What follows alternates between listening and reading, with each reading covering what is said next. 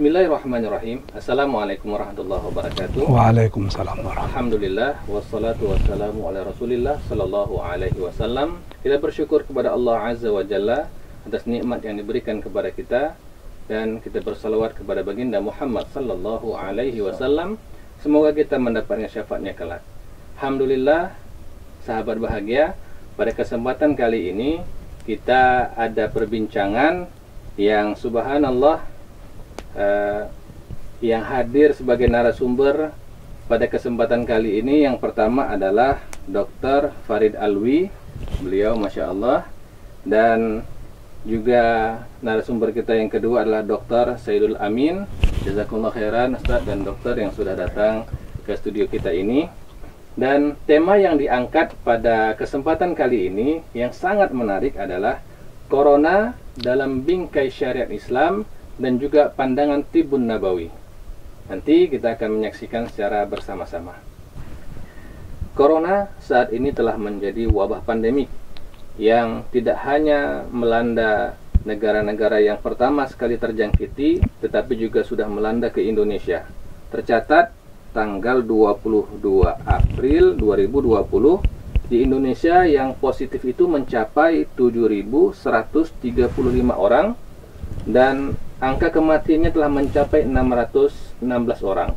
Nah, tentunya kita ingin segera wabah ini berakhir, dan kita selalu berusaha berikhtiar bagaimana supaya kita termasuk orang-orang yang tidak terimbas oleh virus corona ini, dan mudah-mudahan Allah Subhanahu wa Ta'ala memberikan kepada para ahlinya pengobatan-pengobatan yang berhasiat sehingga wabah corona ini terus menurun dan bisa hilang dari Indonesia.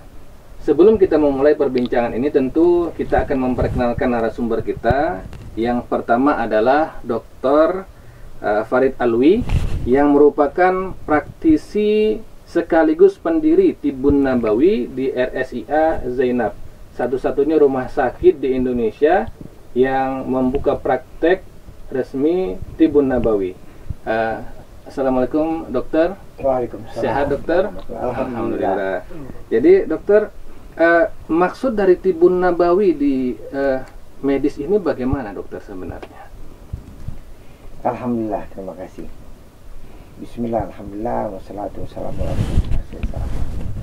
Jadi Tibun Nabawi ini sebetulnya kalau bahasa lain ini adalah kedokteran Islam.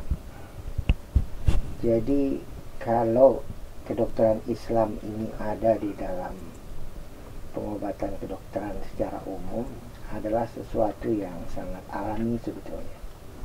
Bagaimana kita sebagai orang yang mengaku beriman ini bisa mengangkat keilmuan tentang Tibun Nabawi yang diajarkan baginda Nabi SAW ini dalam dunia kedokteran pada umumnya, seperti itu. Baik, terima kasih banyak dokter atas penjelasannya. Dan narasumber kita yang kedua adalah Dr. Saidul Amin, yang merupakan Ketua Muhammadiyah Riau. Beliau juga sekaligus sebagai Wakil Ketua Majelis Ulama Indonesia Provinsi Riau. Assalamualaikum. Waalaikumsalam warahmatullahi wabarakatuh. Terima kasih sudah hadir Ustadz.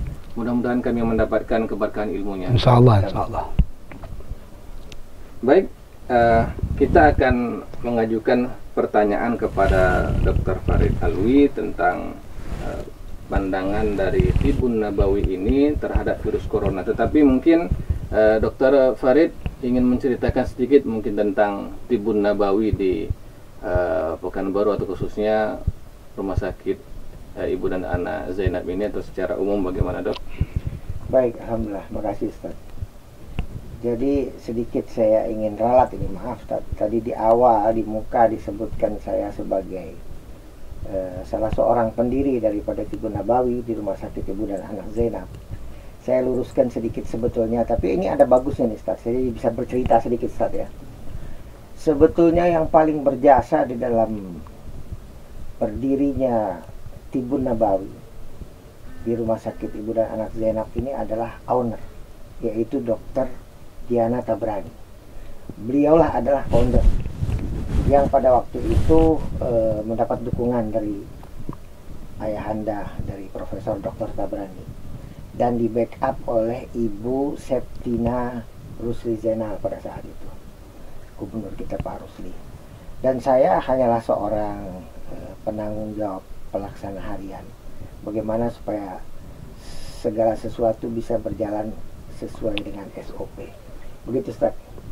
Baik, terima kasih banyak dokter. Ini luar biasa sekali karena kita sama-sama tahu bahwa di rumah sakit ibu dan anak Zainab ini memang praktek ibu nabawinya itu diselaraskan dengan aturan-aturan medis, termasuk penggunaan APD dan segala macamnya, dok ya? Ya, betul. Masya Allah, alhamdulillah. Baik dok, jadi bagaimana pandangan dari tibun nabawi itu sendiri terhadap virus corona ini yang sudah menjangkiti banyak sekali orang? Subhanallah. Nah, ini satu pertanyaan yang menarik. Sebetulnya kita nih kalau orang-orang beriman sudah lebih tahu. Kenapa? Terutama ini ada guru saya di sini, nanti kita bisa dengar ya, dari Dr. Saidul Amin. Dari sejak zaman Nabi kita sudah diajarkan bagaimana nih kalau kita menghadapi situasi seperti ini. Dan kenyataannya kita lihat sekarang di seluruh dunia mempraktekkan yang namanya lockdown ini. Itu sebetulnya konsep yang disampaikan oleh baginda Nabi SAW. Nah, ini areanya bukan area saya, nih area Ustadz nanti yang menjelaskan. Saya ingin menyampaikan sedikit bahwa kalau dari sisi tibun nabawi, Nabi sudah mengajarkan banyak hal selain cara untuk menangani bagaimana orang yang terkena wabah itu tidak keluar dari daerah itu, orang yang dari luar tidak masuk ke daerah itu. Kemudian kita diajarkan dengan beberapa terapi-terapi yang luar biasa, terutama salah satu diantaranya adalah terapi ilahiyah yang namanya bekam. Sebagian orang hanya mengetahui bekam ini terapi sunnah, tapi sebagian lagi alhamdulillah tahu terapi bekam ini adalah terapi ilahiyah yang Allah berikan kepada kekasihnya pada waktu peristiwa yang istimewa Isra Mi'raj. Kemudian ada lagi yang namanya madu, ada lagi yang namanya habatus sauda, ada yang namanya kurma, ada yang namanya air zam-zam, ada yang namanya minyak zaitun. Yang semuanya itu luar biasa. Arahnya itu adalah meningkatkan daya tahan tubuh untuk menangkis serangan dari luar. Masya Allah, luar biasa sekali dokter. Baik, kita minta pendapat dari Dr. Saidul Amin. Ustaz, bagaimana pandangan syariat Islam sebenarnya kita menghadapi musibah seperti corona ini, Ustaz? Assalamualaikum warahmatullahi wabarakatuh. Yang sama-sama kita cintai Dr. Farid, pembawa acara yang dirahmati Allah. Memang musibah corona yang kita hadapi sekarang ini luar biasa. Per hari ini itu lebih kurang 2.500.000-an yang terinfeksi di dunia, dan 160.000-an itu meninggal dunia. Ini kita belum lagi di puncak itu. Kalau nanti kita sampai ke puncak, mungkin jumlah orang yang meninggal dunia karena virus corona itu akan lebih banyak dari jumlah orang yang meninggal dunia ketika bom atom jatuh di Hiroshima. Ratusan ribu itu. Itu yang dia akan terus berlanjut itu. Secara pandangan Islam, bencana itu kan terjadi dari dua hal. Seperti dikatakan Allah dalam Al-Quran, Zaharal fasad fil barri wal bahri bima kasabat bi'aidinas. Segala jenis bencana yang muncul di muka bumi ini akibat ulah tangan manusia. Dengan kondisi dunia macam sekarang, ini berbagai macam penyakit akan muncul. Semua penyakit, bibit-bibit penyakit yang dulu ada dan mungkin terbenam dan tertidur di bawah lapisan salju di kutub utara dan kutub selatan. Dengan cairnya salju-salju itu, bakteri-bakteri yang pernah ada dulu dia hidup itu. Oh, ini kita tidak tahu apa yang akan terjadi di kemudian hari. Kenapa kutub utara, kutub selatan bisa mencair macam-macam? Tentu akibat tangan manusia. Ada yang dikatakan orang dengan efek rumah kaca, macam-macam lah itu. Yang kedua, ya, musibah itu juga bisa terjadi akibat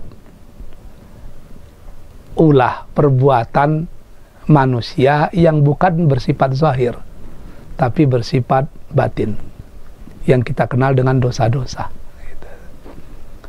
Jadi maksiat itu juga bisa mengundang penyakit gitu. Sebelum AIDS datang, siapa yang pernah meramalkan kalau AIDS itu bisa demikian hebatnya, sehingga secara formal belum ada obatnya di dunia medis gitu. Tapi ketika manusia melakukan hal-hal yang menyimpang dari syariat, datanglah penyakit-penyakit yang seperti itu, dan akan datang lagi penyakit-penyakit yang lain gitu. Maka dikatakan Allah dalam Al-Quran, "Lau anna ahlal qura amanu wattaqau lafatahna alaihim barakat minas sama' wal ard walakin kadzabu fa'akhnahum bima kanu yaksibun." gitu.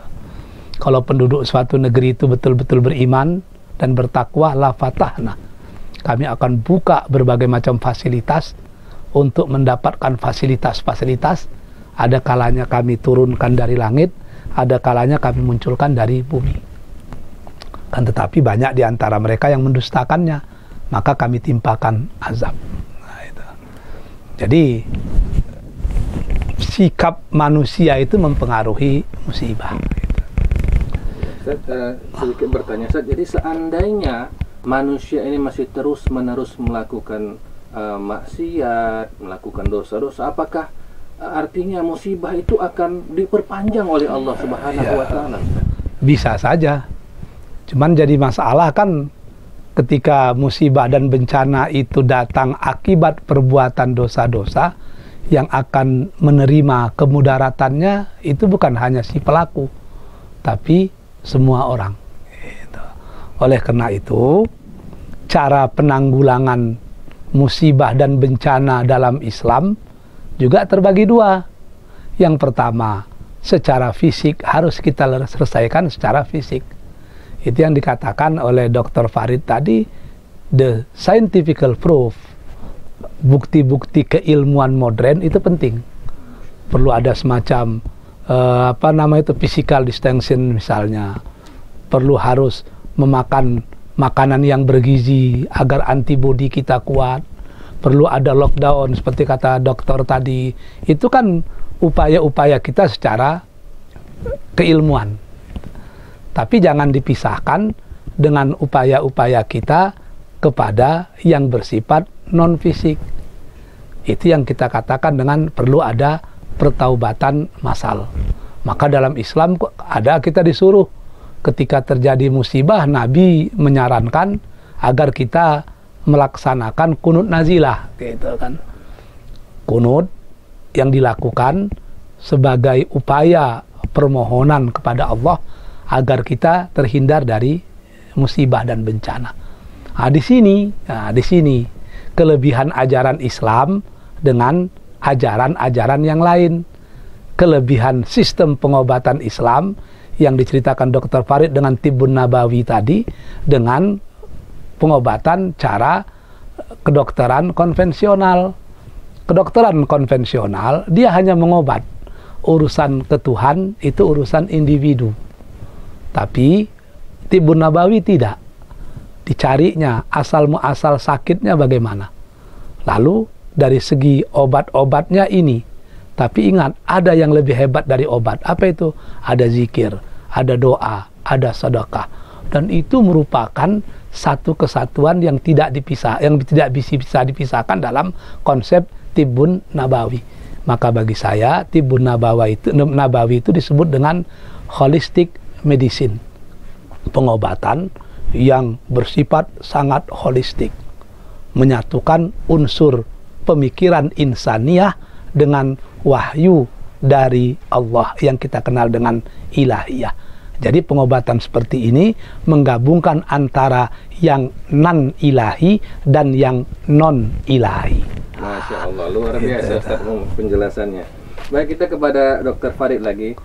Dokter, saat sekarang ini kita melihat bahwa belum ada bukti saintifik secara medis ada obat untuk virus corona. Nah, dari pandangan Tibun Nabawi, apa kira-kira yang bisa dilakukan untuk menangkal atau mungkin bahkan mengobati dari virus corona ini, Dok? Baik, alhamdulillah. Saya tertarik barusan dengan penyampaian dari Dr. Saidul Amin. Beliau ini termasuk salah satu guru saya. Jadi kalau saya boleh pinjam istilah dari guru saya, scientific proof di dalam dunia medis berkaitan dengan corona ini sebetulnya sudah ada.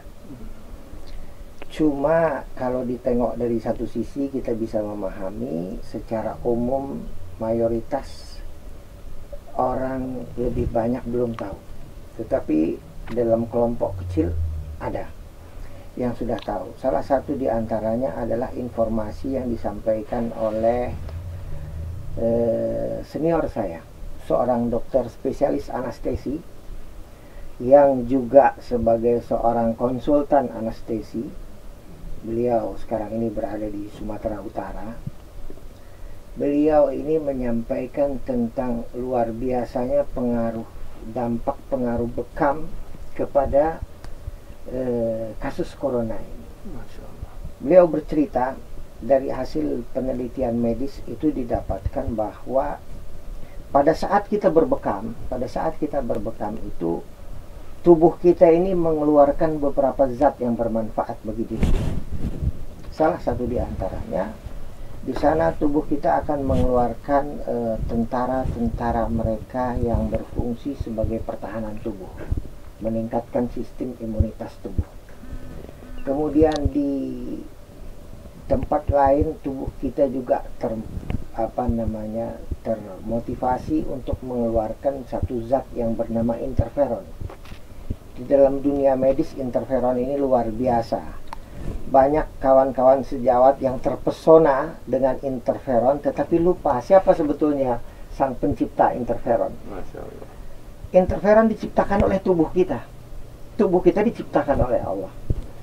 Apa manfaat daripada interferon ini? Di dalam dunia medis diceritakan bahwa ketika tubuh kita mengeluarkan interferon, interferon ini mempunyai beberapa fungsi. Salah satu di antaranya adalah dia melakukan barier kepada sel-sel normal. Sel-sel normal tubuh kita. Apabila seseorang terkena infeksi corona COVID-19 atau yang lain apa saja, maka sel yang ingin diserang oleh virus itu di cover oleh interferon ini, semacam barier, pelapis pertahanan supaya tidak terinfeksi. Kemudian tentunya tidak semudah seperti itu karena ada sekian banyak sel dalam tubuh kita. Ada beberapa sel yang sudah terlanjur terinfeksi. Lantas bagaimana? Sel-sel yang sudah terinfeksi itu, subhanallah, lagi-lagi si interferon ini dia memproduksi satu zat yang namanya agent presenting cell, yang menyebabkan sel yang sudah terinfeksi oleh virus corona ini di luar permukaannya itu memberikan semacam sinyal. Seolah-olah kalau bahasa kita, sel ini ngomong gitu bahwa teman-teman, saya ini adalah sel yang sudah terinfeksi oleh corona. Dia seolah-olah dia memberitahu gitu. Sehingga pada saat yang bersamaan interferon lagi-lagi juga sudah merangsang pengeluaran sel yang namanya makrofag, yang memiliki tugas khusus untuk menyerang, membunuh, menghancurkan sel yang sudah terinfeksi oleh si virus ini. Dan sebetulnya masih panjang lagi. Ini saya berikan saya sampaikan sedikit cuplikan saja dari pembahasan pembuktian ilmiah secara medis yang disampaikan oleh seorang dokter ahli anestesi dan konsultan anestesi.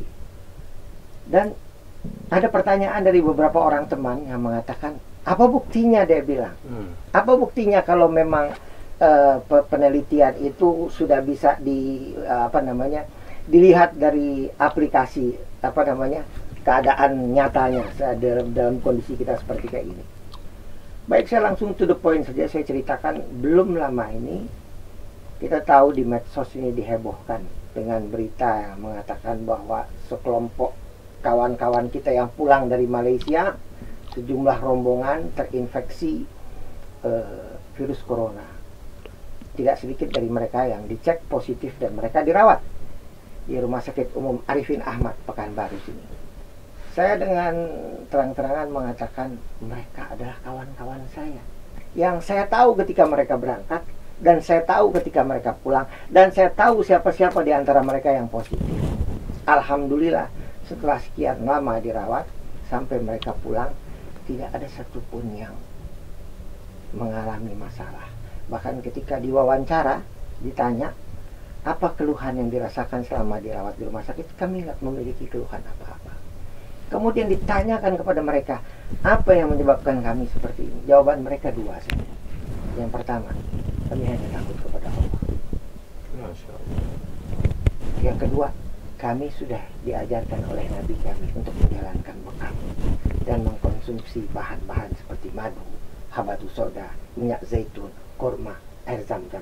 Jadi kami yakin kami nggak ada masalah, dan alhamdulillah kenyataannya kami nggak ada masalah. Dan ternyata memang mereka sudah sembuh, dok ya? Dan ini kisah nyata, aktual pada saat ini terjadi.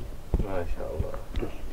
Baik, jazakumullah khairan, dok, atas penjelasannya. Dan ada bukti, salah satu bukti yang bisa disebutkan tadi ya, terkait dengan kondisi terkini dari sahabat-sahabat yang di jamaah tabligh itu ya, dok ya. Jazakumullah khairan.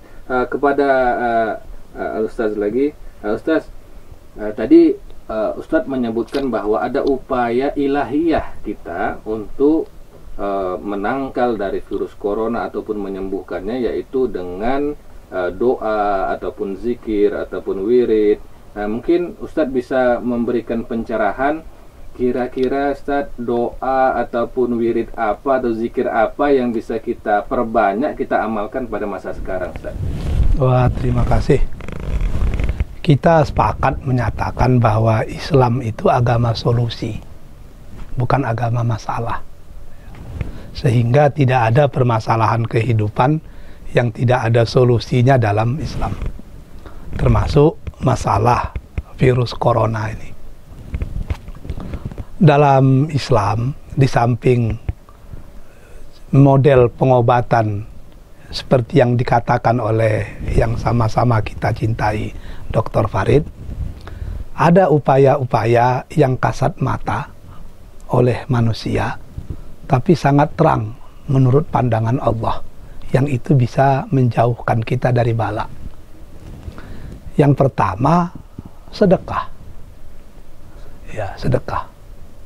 Sedekah ini yang sudah langka di Indonesia, di mana dalam kondisi pisarra'i wad-dharra kita memberikan yang terbaik.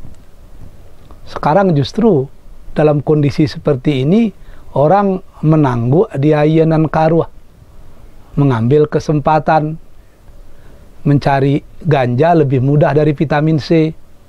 Harga masker yang ribuan menjadi puluhan ribu. Harga alat pengukur suhu tubuh yang ratusan ribu menjadi jutaan. Kenapa ini terjadi? Budaya memberi itu sudah hilang. Yang kita tonjolkan justru budaya menerima. Saya nulis di Facebook ketika membaca kisah di Turki. Menetes air mata saya itu. Di toko-toko roti di Turki, orang setiap belanja menyediakan 2 atau 3 roti yang disedekahkan, diletakkan di satu keranjang khusus dalam toko roti tadi. Saya perlu roti 2, saya beli 4, 2 saya bawa pulang, 2 saya letakkan. Rupanya budaya di sana seperti itu. Ketika datang orang miskin yang nggak mampu beli roti, roti itulah yang diberikan kepada orang miskin. Sehingga orang miskin tadi tidak tahu siapa pemberinya. Yang lucunya orang miskin itu ketika diberi 4, dipulangkannya 2. Ditanya sama tukang penjual roti, kenapa nggak ambil 4? 2 untuk saya cukup. Berikan kesempatan kepada yang lain. Masya Allah. Jadi cara berpikirnya itu how to give more, not how to take more. Kalau kita kadang-kadang yang menerima bansos justru yang rumahnya lengkap dengan segala sesuatu gitu. Jadi kita sudah lama ditinggalkan kolonial, tapi jiwa kolonial itu masih kita miliki ya, itu masalahnya kan. Seharusnya bagi orang yang sudah punya kemampuan, sudah berikan hal itu kepada orang yang sangat memerlukan. Itu nilai sedekah itu luar biasa. Maka dalam beberapa hadis dikatakan sedekah itu akan menjauhkan kita dari berbagai macam bala. Dan sedekah itu tidak harus banyak-banyak. Dalam hadis sahih, Rasul mengingatkan kepada istri yang dicintainya Aisyah, bersedekahlah, walaupun cuma dengan sebutir kurma. Di Arab yang banyak batang kurma, berapalah harga sebutir kurma? Tapi artinya kita dididik untuk menjadi jiwa-jiwa pemberi, bukan jiwa-jiwa penerima. We are problem solver, not problem maker. Kita orang yang selalu menyelesaikan masalah, bukan membuat masalah. Yang kedua, saya pernah dengar dari Dr. Farid, doa itu, harapan itu justru menaikkan antibodi dalam tubuh orang. Walaupun dia menyatakan saya gurunya, ternyata sebetulnya saya lebih banyak berguru dengan beliau ini. Jadi ketika orang sakit, dia berdoa, orang yang punya harapan untuk sembuh dengan berdoa, itu memang lebih mudah sembuh daripada orang yang sudah putus asa. Jadi doa itu penting. Maka dalam hadis Nabi juga dikatakan, doa itu adalah senjata paling canggih yang dimiliki oleh umat Islam. Berdoa, itu. Yang ketiga tentu ibadah-ibadah yang lain. Zikir, istighfar, itu kan penting. Bahkan doa yang paling sering kita hafal, yang selalu dibacakan Rasul itu adalah Bismillahillazi la yadurru ma'asmihi syai'un fil ardi wala fis sama wa wasamil. Dengan nama Allah yang dengan namanya itu sesuatu apapun di dunia ini tidak akan memberikan kemudaratan, baik itu yang ada di langit maupun yang ada di bumi. Kalau sudah Allah yang menjamin keselamatan kita, apa masih ada penjaminan yang lebih hebat dari jaminan Allah Azza wa Jalla? Intinya di situ sebetulnya gitu. Baik, terima kasih banyak Ustaz, jazakumullah khairan. Dan mungkin pertanyaan terakhir buat dokter nih, perlu enggak dok kita di masa seperti sekarang ini untuk terus berbekam? Nah, pertanyaan simpel. Mestinya jawabannya juga simpel, tapi saya kayaknya kurang puas kalau saya nggak jawab lengkap. Saya jawab lengkap. Baik, silakan dok. Dalam kondisi seperti ini perlu apa tidak kita berbekam? Saya ingin mengatakan bahwa bukan hanya sekedar perlu. Demi Allah, saya adalah seorang hamba Allah yang lemah. Saya bersyukur kepada Allah Subhanahu wa taala. Allah telah memberi kesempatan kepada saya untuk membuktikan bahwa pengobatan ilahiyah yang seperti disampaikan oleh Dr. Saidul Amin tadi, pengobatan bekam ini adalah pengobatan ilahiyah, pengobatan yang datang daripada Allah, bukan ciptaan manusia, bukan pengobatan yang direkayasa oleh manusia, tapi diberikan oleh Allah kepada manusia yang paling mulia, yaitu Rasulullah SAW. Saya dalam kurang lebih sekitar 13 tahun terakhir ini, sampai pada saat terakhir ini, Allah berikan kesempatan untuk membuktikan bahwa ini adalah pengobatan terbaik yang sepatutnya kita sebagai seorang beriman ini memberikan pengobatan ini sebagai garda terdepan. Kalau dikatakan tadi perlu enggak? Yes, sangat perlu, karena adalah pengobatan ilahiyah yang paling istimewa. Seandainya ada pro dan kontra dok, apakah memang ada pro dan kontra? Lalu bagaimana kira-kira dokter untuk menjawabnya dok? Nah, alhamdulillah, pertanyaan menarik. Itu kita tahu di setiap sektor ya, Dokter Amin ya. Di setiap sektor, di setiap bidang, pro dan kontra itu selalu ada, itu biasa memang. Ada malaikat, ada setan, itu seperti begitu. Ada orang beriman, ada orang kafir, seperti itu.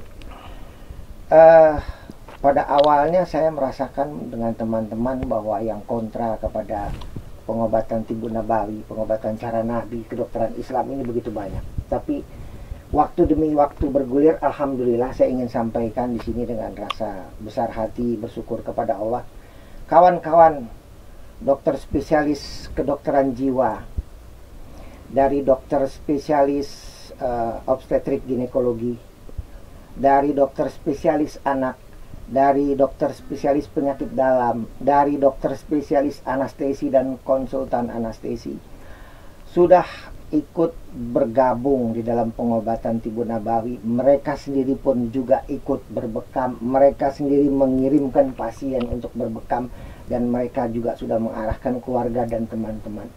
Jadi alhamdulillah sekarang di Indonesia ini bukan sesuatu yang asing lagi, tetapi kalau masih ada juga yang kontra, nggak perlu repot-repot datang ke saya, berhadapan sajalah dengan mereka senior-senior saya. Alhamdulillah. Masya Allah, Masya Allah. Jazakumullah khairan Dr.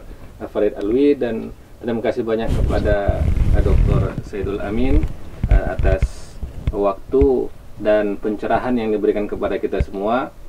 Dan saya ingin memberikan penutup sebagai kesimpulan dari diskusi kita yang sangat menarik ini. Yang pertama adalah dari sisi kesehatan, yaitu pengobatan secara